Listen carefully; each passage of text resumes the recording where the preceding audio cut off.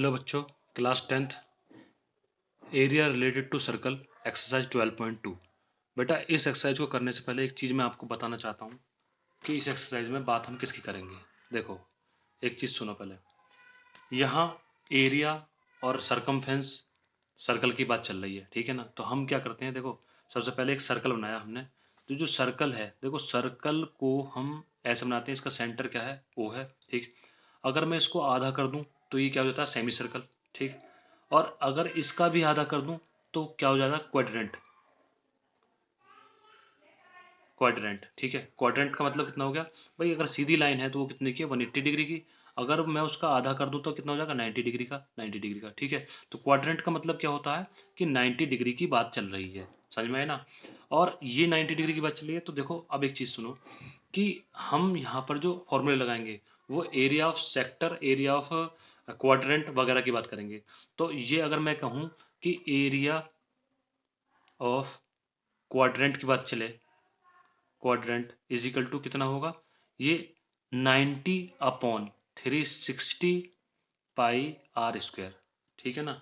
जब भी क्वाड्रेंट की बात चलेगी तो 90 डिग्री से बात चलेगी, ठीक है। और वैसे एरिया क्या होता है हमारा, जैसे कोई सपोज करो ये सर्कल है हमारा, इस सर्कल में कोई रेडियस दे रखी है, उस रेडियस से कोई एंगल बन रहा है थीटा डिग्री का, ठीक है। अगर ये कोई एंगल बन रहा है थीटा डिग्री, यानी कि ये एक सेक्टर बन रहा है, सेक्टर का मतलब टुकड़ा, ठीक है। कोई टुकड़ा जो बन रहा है वो माइनर टुकड़ा है, और मेजर क्या है, जो पीछे का बना हुआ, ये माइनर है और ये कैसा है, मेजर, ठीक है, मेजर सेक्टर। तो माइनर सेक्टर का मतलब जो जो टुकड़ा बच रहा है उसकी बात कर रहे हैं, जिसमें कोई थीटा एंगल बन रहा है। तो हम उसका एरिया का निकालेंगे, area of sector is equal to theta upon 360 pi r square, ठीक है।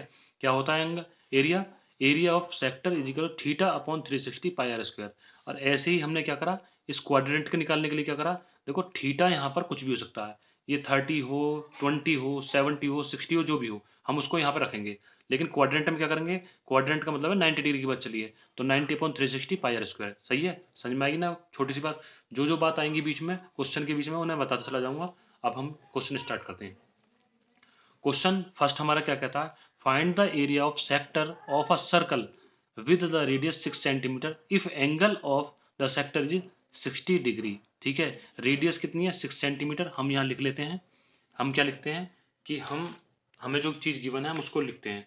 हमें गिवन है यहाँ पे रेडियस कितना दे रखा, 6 सेंटीमीटर, ठीक। और थीटा कितना दे रखा है, 60 डिग्री, ठीक है। ये बात समझ में आ गई। तो अब जो है ये चीज हमें दे रखी है। अब हमें निकालना क्या है, इन्होंने कहा find the area of sector of circle. तो मैं क्या लिख रहा हूँ, मुझे निकालना है area, area of a sector is equal to, sector का मतलब हमें फॉर्मूला लगाना पड़ेगा क्या, theta upon 360 degree pi r square, ठीक है।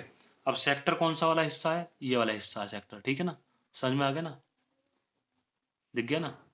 तो मुझे इसका एरिया निकालना है, तो निकालते हैं इसका एरिया।